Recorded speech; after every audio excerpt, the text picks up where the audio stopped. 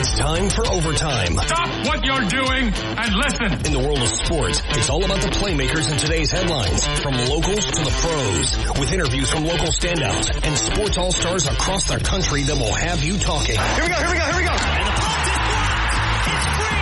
Hear from coaches to players, sports analysts, and broadcasters who are a part of the action every day. Overtime. Now on ESPN 102.3 and AM 1000 KSOO. Sioux Falls sports leader.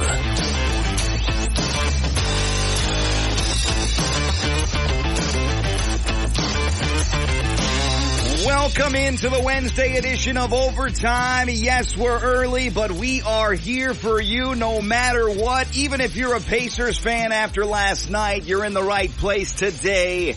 My goodness, what a bad look for Indiana to round out game one, a game that they could have stole. They certainly controlled at times, and that series, in the eyes of some, already over with the disastrous end of game one for the Indiana Pacers. Western Conference Finals Game 1 tonight for you T-Wolves fans out there, playing host to Dallas, 7:30 on TNT. We've got everything you could possibly need to know about the Western Conference Finals coming up today on the show, including the latest from the NBA in general and the WNBA, including who won the face-off between a pair of South Dakota natives last night, Nate Tibbetts of the Phoenix Mercury, and of course Becky Hammon of the Las Vegas Aces. The identity crisis is today. Big opportunity to win week in and week out. Courtesy clue off the jump as always. Former NFL football player and one whose name is a perfect fit for the franchise he played for the majority of his career. All but 1 year with one team in particular. Think about great football names. This guy comes to mind. Not too hard. One of my buddies got it on his first guess today. Very, very easy, I think. But again, that tells you a little bit more about the courtesy clue there. Former NFL football player, lovable guy, lovable name, and we'll get you that later on in hour number one. A lot to get to from the National Football League as well. That'll be sprinkled in there with the identity crisis coming up around 10:40. And then hour number two, highlights, headlines, and more. And we'll check in with Sioux Falls Storm first-year head coach Andre Fields. The Storm, up and down season so far. They're 2-6. They got a week plus off here before they return home for a two-game homestand in early June, but they've won 2 out of their last 3. So after that 0-5 start, the Storm starting to get the wheels turning underneath. We'll get the keys to a turnaround this year with Sioux Falls Storm first-year head coach, longtime assistant Andre Fields, and more as we round it out with an early edition of Overtime here on your Wednesday. NHL, the Eastern Conference Finals officially start tonight. We got Panthers at the Rangers for Game 1, 7 o'clock on ESPN. Western Conference Finals approaching coming up tomorrow night. Oilers at Stars from Dallas, Game 1, 7:30, the puck drop time on TNT. Last night we got a doozy in Game 1 and a game that Indiana should have won all the way around. Boston back and forth they went. Late in the game, Indiana had a 3-point advantage with roughly probably 15 seconds to go in the contest. The Celtics had the ball. Indiana chose to not foul the Boston Celtics and force them to the free throw line and maintain at least a 1-point lead, and Boston makes them pay. Drew Holiday has it. Looking. Still looking. Gets it into the corner. Brown gets off a three for the tie and hits with 5 and 10 seconds to go. Indiana's got a timeout. They'll use it. Jaylen Brown and the Celtics knotted up at 117 apiece, and the ensuing possession even uglier for Indiana. They're unable to get any quality look at the basket. It goes to overtime, and the Celtics, another long ball, different player. Same result, though. Boston gets the win. 124-123 Boston, 50 seconds to go in overtime. Here's White driving the free throw line to the dotted line. Kicks it out to Tatum. One dribble. Squares for 3. Hits it! Jason Tatum with a huge triple with 42 seconds left to give Boston a 2-possession lead. Boston would win the contest by 5 points in overtime on their home floor, 133-128. Again, 117-114 late. Indiana on defense intentionally fouled, take Boston to the free throw line, and preserve at least a 1-point lead. The math is there, the analytics are there, but Coach Rich Carlisle says, hey, this one is absolutely on me. This loss is totally on me. With 10 seconds in regulation, we should have just taken the timeout, advanced the ball, and found a way to get it in and made a free throw or two and ended the game. But it didn't happen. We made some other mistakes, but our guys just need to concentrate on fighting the way they fought in this game from start to finish, and we'll be back Thursday. Indiana Pacers and the Boston Celtics geared up for Game 2 from Boston coming up on Thursday. Evan Cohen, like many today, saying this series is already done. Let me be clear on one thing. It's over. The series is over. That was a championship win last night. I just didn't think that Boston had, despite the 64 wins, despite the fact that it's their third straight Eastern Conference Finals, I didn't think they had that in them last night. I did not think they had we're going to figure this out. Come hell or high water, even if it's forcing them into mistakes, whatever it is, we are going to figure this out. They showed me something last night that I had not seen from them in this postseason thus far, and I think it's over because I don't think you can beat Boston 5 times in a 7-game series. And Indiana won that game last night, and then they lost the game. And I don't think now they have 4 more wins. I don't see it. I think it's over. It's a little bit of shock and awe from Evan Cohen this morning on Unsportsmanlike. Of course, the hot take community very rampant today. Series is over. They are done, whatever it might be. But I'll say this to agree with Cohen on one point here. You don't get performances on the road against a top seed in the NBA playoffs like that too often. It might not happen again in this series. And frankly, Indiana's best punch was last night to take that early lead in the series. And whoa, what would we be saying today if they had hung on? How much would we have been just drubbing the Boston Celtics and their future? And again, everyone coming out of the woodwork last night at halftime, third quarter about Boston. Oh my gosh, how bad is this? Mazzulla could be fired. Everything going on there. And they find a way to win. I don't think Indiana's going to have a road performance that good the rest of the series. I would be happy to be proved wrong, but Indiana's going to have to play their best basketball after that showing last night in which they earned a big fat L in a very stupefying moment or 2 or 3 down the stretch of that game for Indiana. It is ugly. Might be over. I'm not ready to solidify that, but Evan Cohen certainly is. That one over. He says Boston with a championship moment last night. Tonight, we'll see what team gets off to an early championship moment of their own. Dallas and Minnesota from the Twin Cities, 7:30 on TNT for Game 1 of the Western Conference Finals. In Major League Baseball yesterday, the Chicago Cubs and the Atlanta Braves went into extras from Wrigley Field, and the Cubs, who have been much maligned of late, find a way to get it done. The pitch, big chopper, right side, Bellinger comes in to score. Cubs win the ball game. The Cubs win it.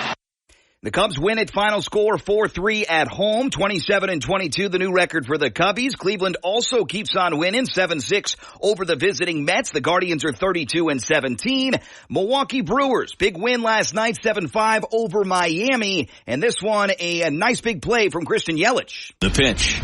Yelich, a drive into right center field. That's going to get down for a base hit. Bowers will score. It's rolling all the way to the wall. Contreras around third. Yelich on his way to third. Contreras in there safely, and the throw hits off the facing of the Marlins dugout. Yelich in there with a 2-run triple, and the Brewers take a 6-5 lead here in the 8th. Audio there courtesy of WTMJ. Final score Milwaukee 7, Miami 5. Brewers are 28-20. The Minnesota Twins officially off the schneid. Here's Willie Castro putting the icing on the cake. A 1-2 hit well. That's got a chance to fly to right field. Rosario going back, sizes it up, and it disappears into the front row for a home run. Another crooked number and another 2-out, 2-run blast for the Minnesota Twins. As heard on the Minnesota Twins radio network, now for the defensive side of things. Minnesota won in D.C. yesterday 10-0. Here's Rocco Baldelli on his pitcher. He was everything tonight. He had the good fastball. He had the good split. I mean, he was throwing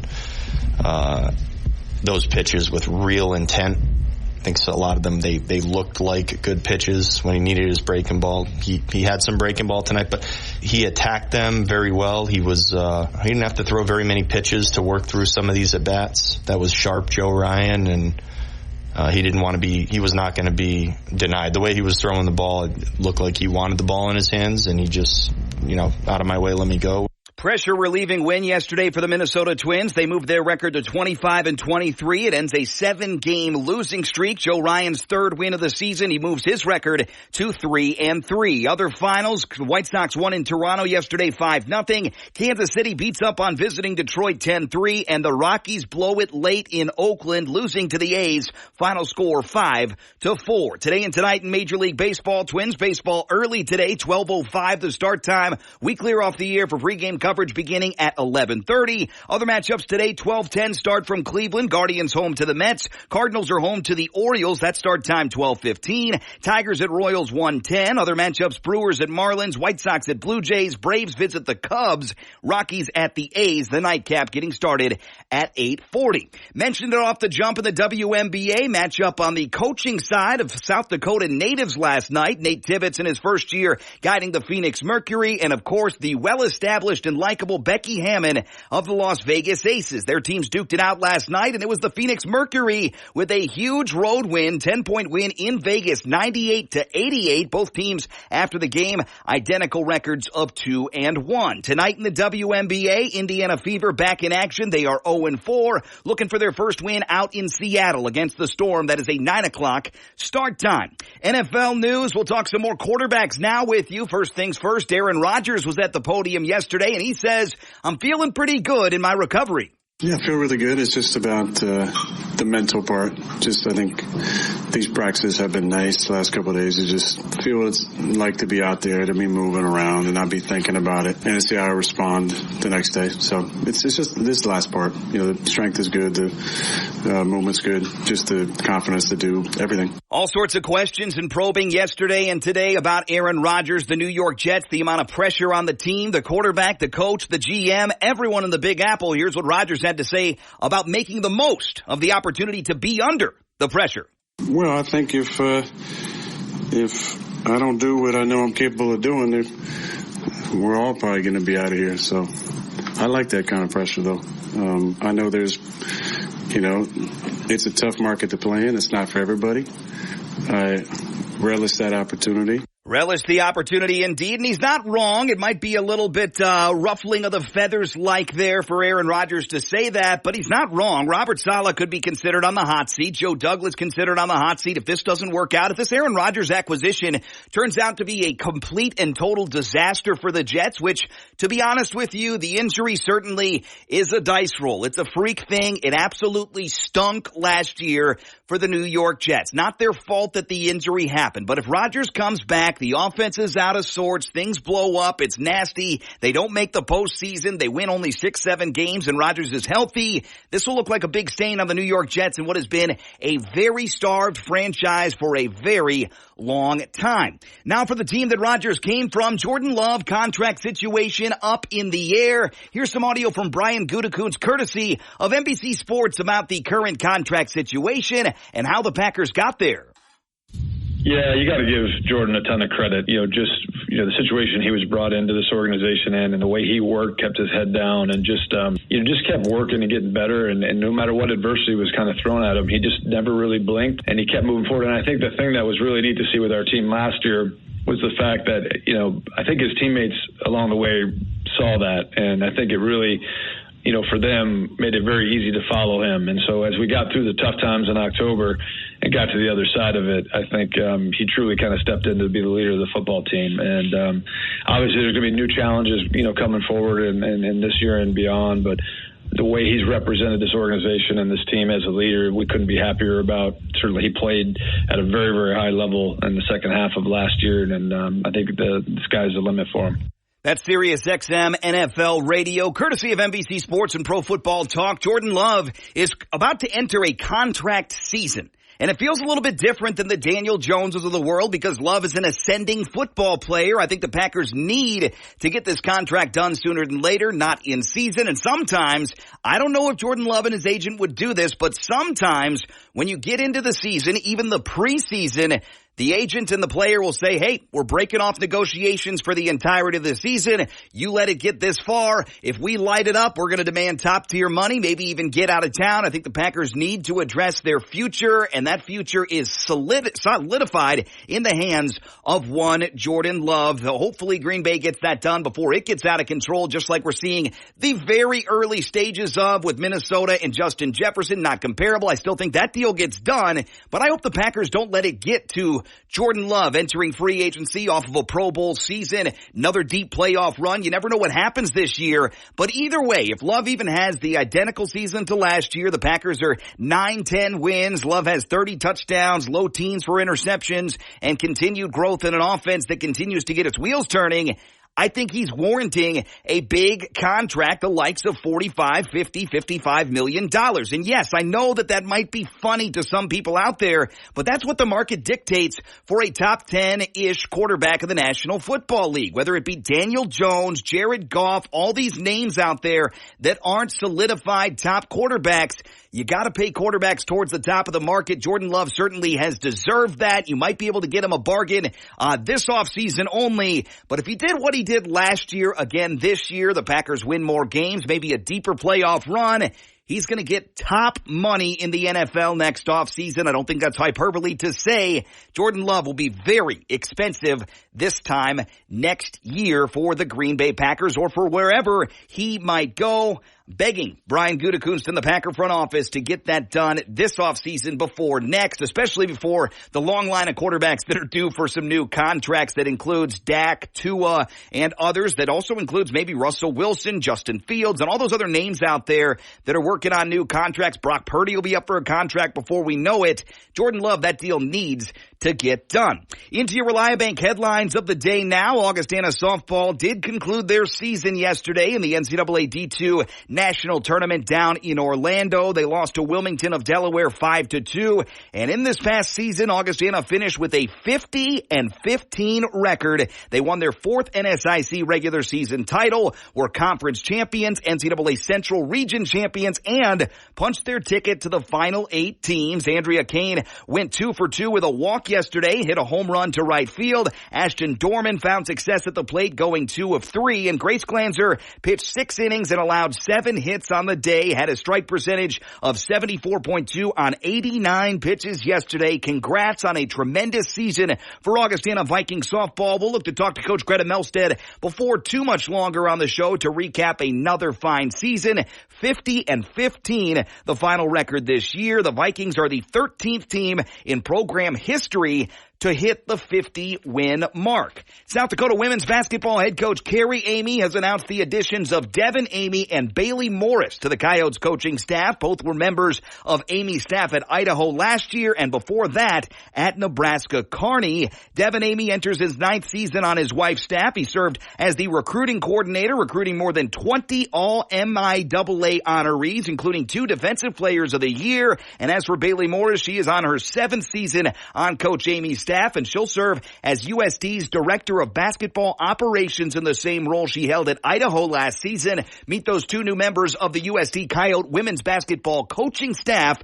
GoYotes.com for the lengthy article. South Dakota head volleyball coach Leanne Williamson pleased to announce the addition of Cheyenne Halady to the roster for the upcoming campaign. Halady is a native of Mississauga, Ontario, and joins the Yotes as a grad transfer from the University of Texas at San Antonio. Lady saw 64 sets of action, 24 matches played in 2 seasons as a roadrunner. As an opposite, she totaled 64 kills and 53 blocks in 2 years at UTSA and spent her freshman season at Youngstown State in Ohio. That is the latest addition to USD volleyball ahead of the season getting going this fall. Byron Buxton hit 2 home runs and drove in 3 runs yesterday. Joe Ryan pitched 7 scoreless innings, and the Minnesota Twins broke a 7-game losing streak with a 10-0 victory over the Nationals last night. Jose Miranda added a 2-run homer as the Twins scored 8 runs off of Nationals left-hander Patrick Corbin. Willie Castro added a 2-run shot off reliever Jacob Barnes as Minnesota responded following a players-only meeting on Monday night. A 12-3 loss on Monday with a 10-0 win yesterday. Hopefully the Twins back on the right track. We will wait and see. We don't have to wait long today. Twins in action 12-10 8:10 the start time, 11:30 pregame coverage. Listen right here on ESPN Sioux Falls. The Indiana Pacers, massive underdogs in the Eastern Conference Finals, coming off a dramatic victory over the New York Knicks at MSG to advance to the series just 48 hours ago. Had the ball and were up 3 with 10 seconds to go. They only needed to inbound the ball and hit a free throw to seal the win in a big upset, double-digit underdog on the road in Game 1 against a really good Celtics team. But then Indiana threw the ball away, giving the Celtics life again. And after a spectacular inbound pass from Drew Holiday, one of many spectacular moments from him en route to a 28.7 rebound, 8 assist, 3 steal performance, he hit Jaylen Brown in the corner and allowed Brown to rise and fire from 3, and he hit the game-tying jumper with 5 seconds to go. The shot ultimately sent Boston on its way to a heart-stopping 133-128 victory in overtime to open up the best-of-7 series. It was a good momentum play that we were able to get a turnover, said Brown, who finished with 26 points, 7 boards, 5 assists, and 3 steals over 44 minutes. Drew made a great pass. Derek White set a great screen, and the rest was history. Some would say the series is history. I've got confidence in Indiana because of who they are, but certainly you come out, you punch Boston right in the mouth on the road. You should be hooping and hollering and feeling great, and you absolutely blew it in Game 1 for the Indiana Pacers. I said it off the jump. I'll say it again. I don't know how many times you can perform that well on the road against the higher seed, heavily favored seed, over and over and lose. I don't think Indiana will get another road performance like that. So yes, I think the series is likely over. But Indiana has already surprised me a couple times so far this postseason. I'm not betting against them, but I certainly think Boston in control, well in control, and that was a big response down the stretch last night in Game 1. We'll take the break, back with the latest from the NBA, a little bit more on that game, Minnesota-Dallas preview, the latest odds, what Vegas thinks will happen in that series, and much, much more, including an article with some commentary from Timberwolves head coach Chris Finch. That's coming up next. It's the Wednesday edition of Overtime right here on ESPN 102.3 AM 1000 KSOO.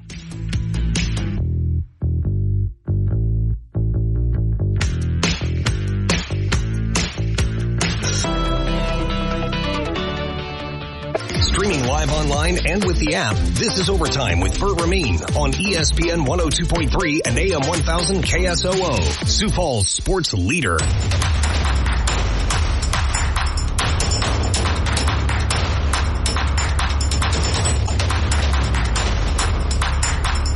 Right back with you, mid-hour number 1. It's an early show today. Thanks for sticking around with us and joining us as always on Overtime. ESPN 102.3 AM 1000 KSOO. I'm your host, Bert Ramin. Track me down before, during, or after the show at Bert ESPN on Twitter, Bert at ESPNSiouxFalls.com. And you're always welcome to open up and share with us on the ESPN hotline, 605-362-3776. Latest from the world of basketball. We'll start in the WNBA, where Caitlin Clark has another big endorsement deal coming her way. The 2024 number 1 draft pick and NCAA D1 basketball's all-time leading scorer has signed a multi-year partnership with Wilson that will include a signature basketball collection, according to an announcement yesterday. According to Boardroom, the only other athlete who has developed a signature collection with Wilson is some guy named Michael Jordan. The company has already dropped 3 white and gold Clark-branded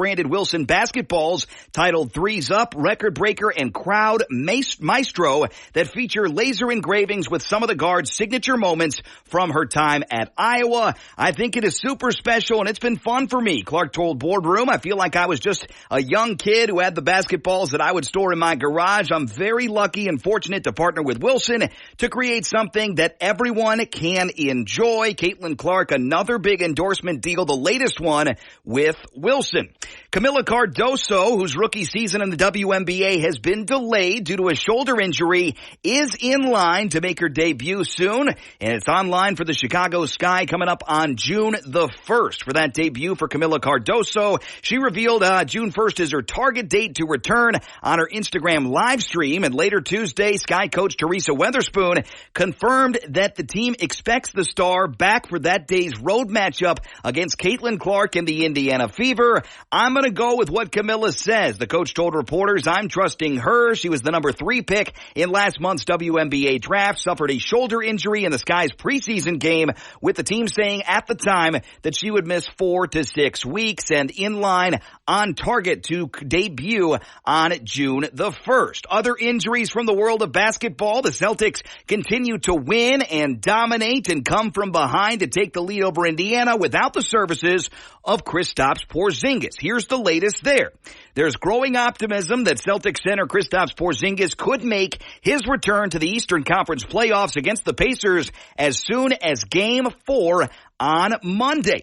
Porzingis has been making progress from a soleus strain on his right calf, accelerating his on-court ramp-up and increasing his fitness to make his conference finals debut possible once the best-of-7 series returns to Indianapolis. Porzingis has been out since suffering the injury in Game 4 of the first-round victory over the Miami Heat back in late April, missed the entirety of a 5-game conference semi-series over the Cavs, and he missed the opening of the conference finals last night against the Indiana Pacers. And the Celtics won't rush Porzingis back to the floor. They want to continue to be conservative in his recovery, but sources say he is inching closer to a return. At 7'3", Porzingis has averaged 20 points and 7 rebounds this season. Also held opponents to 44% shooting in the paint, which is the NBA's best among contesting defenders of 500 shots or more. So make no mistake about it, he might not be the superstar he was advertised as when he started his career with the New York Knicks, but Kristaps Porzingis,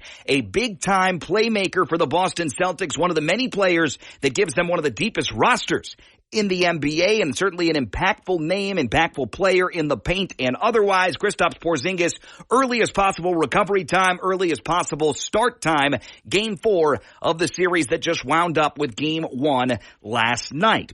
Unfortunate news, troubling news out of Charlotte, North Carolina, and that area. North Carolina mother is suing Charlotte Hornets and LaMelo Ball after the team's star guard allegedly struck her son with his vehicle during an attempt to obtain Ball's autograph. According to the lawsuit, which was filed yesterday and obtained by ESPN, the alleged incident occurred in early October of last year when the Hornets hosted a fan-focused event at the Spectrum Center in downtown Charlotte called Purple and Teal Day at the Hive. After attending the event, Tamaria McRae stated that her then 11-year-old son, who is now 12, stood outside the arena's employee entrance when Ball's SUV exited the arena. Ball stopped at a nearby traffic light, and fans, including Joseph, approached his vehicle. McRae said that Ball looked at her son from his vehicle as Joseph stood next to it, and when the light turned green, alleged that Ball drove in a grossly negligent and reckless manner in that he accelerated his vehicle forward suddenly and without warning struck her son, severely injuring the then 11-year-old. She claimed that Ball then left the scene. McRae alleged that the injury caused severe physical pain and emotional distress from a player her son considered his hero. In the lawsuit, McRae seeking damages in excess of $25,000. Ugly situation there from Charlotte. Keep you posted on how that, if it is resolved, how it is resolved for LaMelo Ball. And lastly, let's talk about the Minnesota Timberwolves. There was plenty for the Minnesota Timberwolves to celebrate after coming from 20 points down in Game 7 in Denver to advance to their first Western Conference Finals in 20 years. Head coach Chris Finch reminded his team yesterday that there are still 8 more wins to go for the team to potentially capture their first ever NBA title. And with the defending champions out, Finch repeated a message from the start of the season to his team. It's been a great season. Finch said at the talk with his team, we've accomplished a lot, but we said from the beginning as the season was unfolding, why not us? The league's wide open. We're not in a dynastic period. As proven, there's going to be a new champion this year, so everything's still to play for, but a long, long way to go. I gotta tell you folks out there, Timberwolves fans or otherwise, everyone keeps talking about Boston. If they don't win this series, if they don't win the finals, what a crazy disappointment, because they've got such an easy road to the title. That might be true, and the Indiana might be not a quality opponent to face in the conference finals. That might be true. But I'm telling you right now, if Minnesota gets by Dallas, that series between potentially Boston and Minnesota is going to be tremendously tough for either team to win that thing. I have it going 7 in my redraft of the NBA bracket, but certainly I think Minnesota's legit. I think they're great. I think they're on the rise, and they could be the start of the next thing, next big team to always be playing this time of the year. Not in a dynastic period. We've got teams that could have been in that area, but certainly have bowed out gracefully or otherwise in the postseason so far, including Denver. OKC was a team on the rise that needed to win. They didn't get it done against Dallas. Minnesota's time is now. I don't know why the national media keeps making it all about Boston, because I think Minnesota toe-to-toe with Boston, that would be quite a fun series and not an easy series for either team. Definitely not easy for Boston to deal with the defense of Minnesota, the depth of Minnesota, and everything they bring to the table, not to mention the world of momentum that the Timberwolves are dealing in right now. They won the first 2 against Denver, dropped the next 3. They were at a low, and they come out and absolutely destroy the Nuggets in Game 6. Game 7 didn't go their way early. They respond. I think Minnesota deserves more credit than they're currently getting in regards to how the postseason is taking shape. Game 1 of their series against Dallas coming up tonight. That is an official start time of 7:30. You can watch it on TNT. Latest spreads are here. Dallas and Minnesota. Mavericks are a 4.5-point road dog. That is up from 4 that we saw yesterday. Score total over under 207. And Indiana-Boston Game 2 spread is out. And they saw a little bit of something from Indiana last night. It got up to 10.5, 11 points. I think it solidified near 10 points for the spread at DraftKings Sportsbook yesterday. But the Pacers now a 9-point road dog for Game 2 in Boston. That looms tomorrow night with a 7 o'clock start time. That's the latest from the NBA and the world of basketball. When we come back, it's time to test your wits, people. It is time for the weekly identity crisis. Always hits on a Wednesday. We got a big prize pack for you, which includes a gift card to the best breakfast place in the 605. That's the Original Pancake House, 41st and Kiwanis. Now, more NFL news on the way as well, but here's your courtesy clue once again. Former NFL football player. I'll deliver the 5 clues. You call in and you get your butt to OPH to enjoy some great breakfast. It's that easy. The only issue is you got to know exactly who I'm talking about. Former NFL football player is the topic du jour. Coming up next on the Identity Crisis, brought to you by the Original Pancake House. It's Wednesday. It's overtime right here on ESPN Sioux Falls.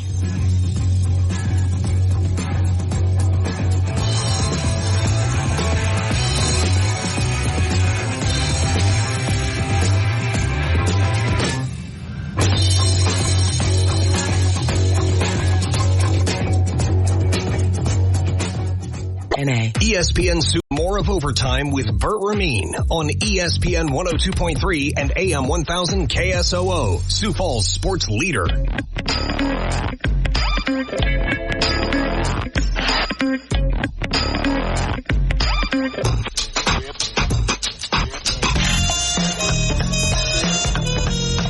Right back with you. It is an early Wednesday edition of Overtime. Thanks for tuning us in as always right here on your Sioux Falls sports leader, ESPN 102.3 AM 1000 KSOO. It is Wednesday and it is time for this week's Identity Crisis. How does it work? I'm glad you asked. 5 clues. You got to tell me what sports figure, past or present, I'm talking about. I've got a former NFL player on my mind today. You could win a gift card brought to you by the fine folks over at the Original Pancake House. I know personally when people come into town to visit, whether it be my parents, my in-laws, my friends, my cousins, whatever, I always have OPH on my short list as a great place, a staple of our community to go to and to show people around town. on. OPH, very great breakfast, expansive menu, something for everybody, and they got the coloring sheets for the kids. They got the crayons. They got everything you need. My kids somehow extraordinarily well behaved when we dine at OPH. Very friendly environment. Check it out for yourself. 41st and Kiwanis here in the 605. It's time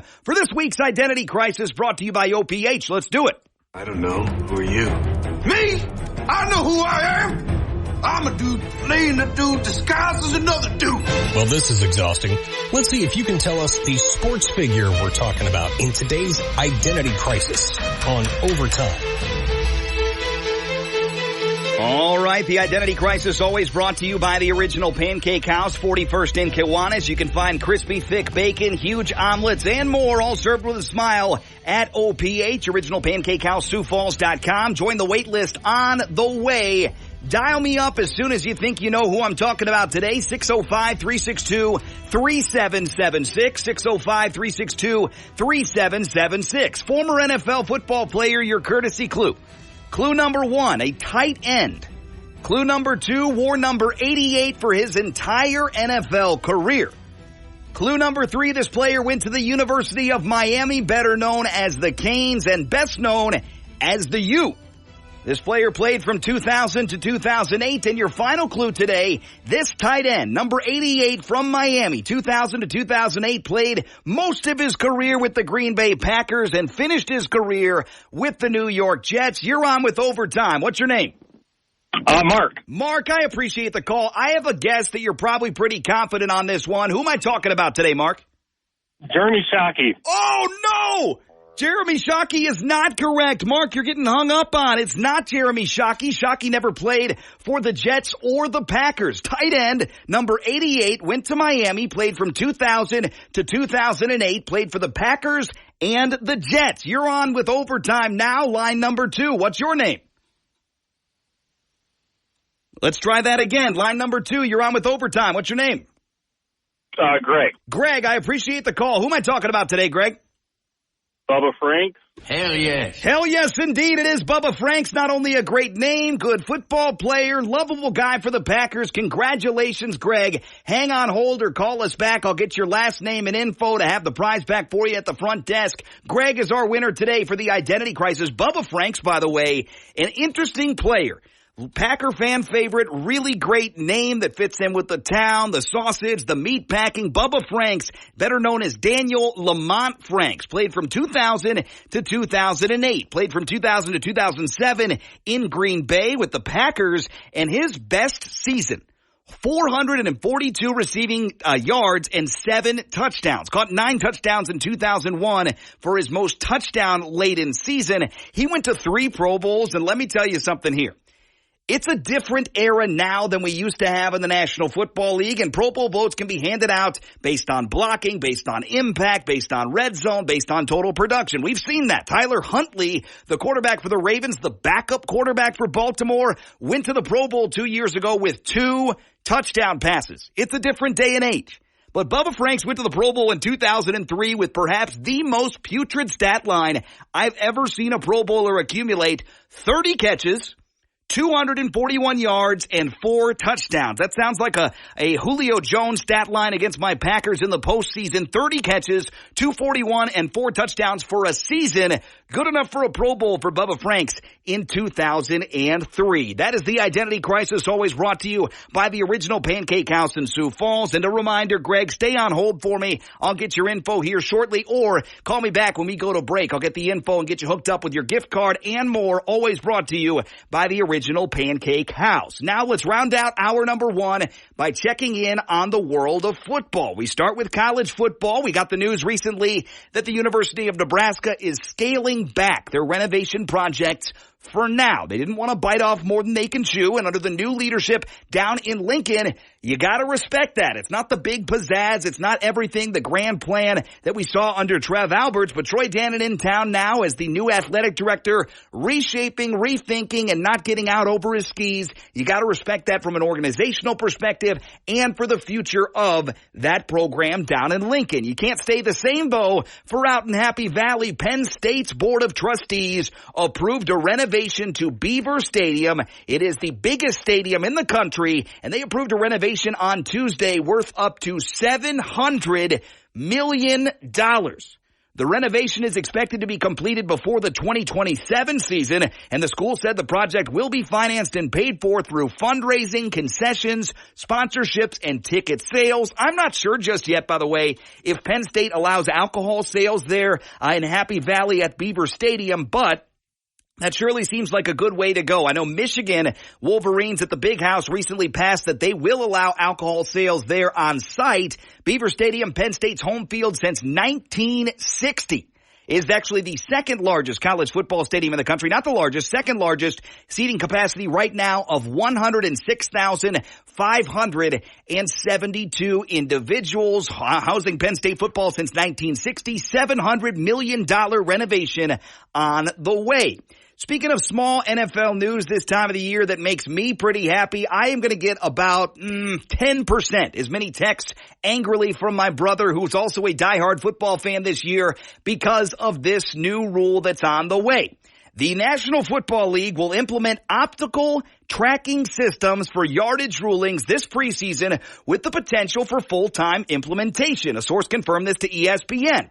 Every fan is different, but my brother always texts me on Sundays, Thursday nights, Friday nights, whenever his team's playing. How the heck is that a good spot of the ball? Bad spot on third down leads to a bad spot on fourth down. In a blizzard, we're going to rely on a 70-year-old who is slow to begin with, jogging in from the sideline as fast as he can with his hand up in the air for an accurate spot of a ball that he plain and simply cannot see. When they get into the end zone, the refs run in and 15 seconds goes by, and then they look down and say, touchdown, or hey, he's short. I've never understood that. It's archaic, and I know that the tech hasn't been there for the last 20, 30, 40 years, but the tech has been there in tennis and other sports for the last 10, 15 years, and the NFL is implementing optical tracking systems for yardage rulings in the preseason. I have a feeling that next regular season, maybe not this regular season, but next regular season, hopefully this gets utilized just a little bit. The league considers this a test run of accuracy on line to gain rulings with the option to continue the use of measuring chains in 2024. The league has experimented with the system in the past, but would need to install it in every NFL stadium for functional use in the regular season. The league's competition committee approved the matter in March, and it's not on the agenda at this week's owners meetings down in Nashville. CBS Sports, the first on the news, but that is good news from a fair play and accuracy perspective, because nothing ticks me off more than the situation that I see every single year. Team I'm rooting for or otherwise, the quarterback's running to the sideline, puts the ball out at least a yard in front of him, maybe not a full yard, but a half yard in front of him, and they mark it where his feet went out. That's not accurate. And also the whole aforementioned pile scenario where you've got those 22 bodies in close quarters.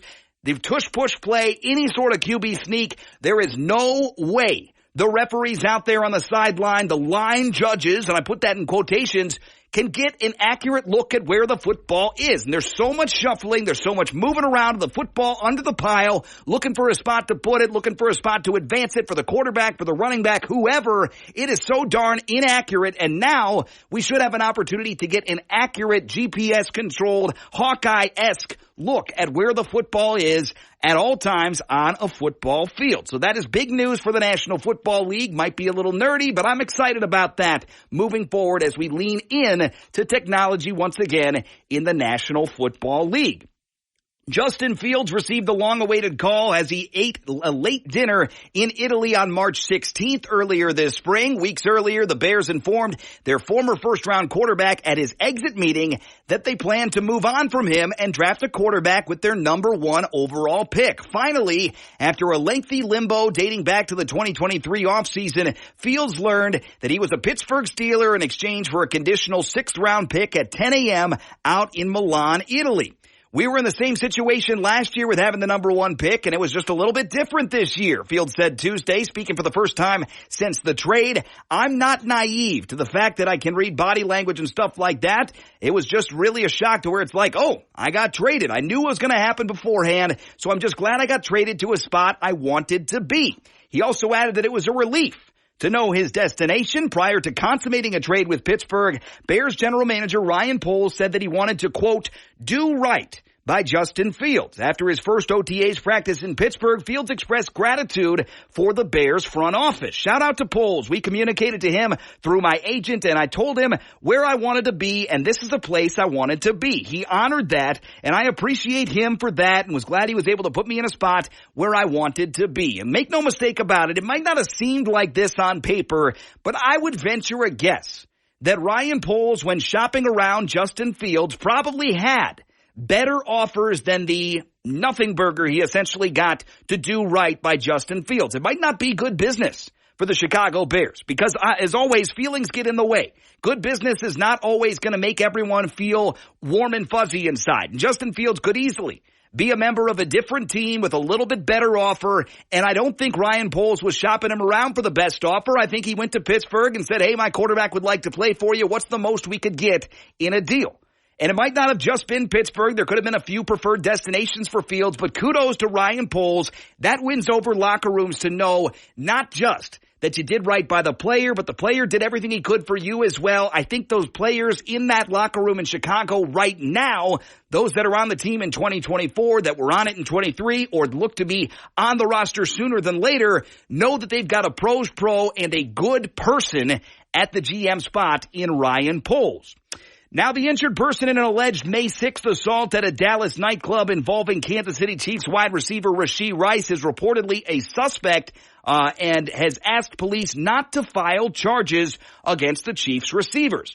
Asked by email about the status of the investigation, Dallas PD responded by saying the reporting party has signed an affidavit of non-prosecution. The investigation is ongoing. Dallas police have said that officers responded to a report of an assault at a Dallas nightclub around 2:30 in the morning on May the 6th. Charges have not been filed in the case, but interesting to note there that the alleged victim does not want to press charges to the Chiefs wide receiver. That is the latest news there. And the latest news to round out the National Football League news. We already talked about Aaron Rodgers just a bit. He was commenting yesterday, but the 49ers are entering an interesting situation, not with Deebo Samuel, but also with Brandon Ayuk. In what has become an off-season tradition in these parts, the San Francisco 49ers are without one of their best players during the voluntary portion of the off-season program. This time, it's wide receiver Brandon Ayuk, who the Niners would like to re-sign for the long haul, but he's staying away during OTAs as his representatives work on a new deal with the team. After Tuesday's off-season training activity session, 49ers coach Kyle Shanahan remained unfazed by Ayuk's absence when asked about him and other 49ers not participating in the voluntary sessions. I feel the same as I do about all the guys that aren't here. I mean, I wish they were here, but it's something that's part of the business. Anytime it's the business part, you try to respect it, stay out of it as much as possible. I look forward to the days when we can just focus on football. Shanahan's lack of concern could be attributed to the fact that a star player missing this part of the offseason is nothing new out in the Bay Area. Tight end George Kittle, linebacker Fred Warner, wide receiver Deebo Samuel, and defensive end Nick Bosa have all signed big money deals in each of the past 4 off seasons, and those contract negotiations extended up to either right before or during training camp. It's nothing new. Brandon Ayuk wants a new deal, maybe a trade out of town. It's tough there for the San Francisco 49ers, but I gotta say, this is what you get when you have a highly successful team with so many stars on it. I'm very happy to say the Green Bay Packers only had 1 or 2 guys out of their entire OTAs from the whole roster yesterday, but that just goes to show where the Green Bay Packers are as a team. All of these guys are young. All of these guys are hungry. All of these guys are not yet paid to where they would like to be. Some of the veterans showed up. That's great. Jair Alexander, those other big name guys. Kenny Clark was there. That's awesome. But when you have 15 or 20 big name guys, you're going to have these marquee contract debates each and every offseason. And the Niners' latest one they're dealing with is with wide receiver Brandon Ayuk. We take the break. Back with your top of the hour headlines, highlights, and more. Before we say so long today, we'll be checking in with the Sioux Falls Storm. Head coach Andre Fields will join us in about 15 minutes on this Wednesday edition of Overtime.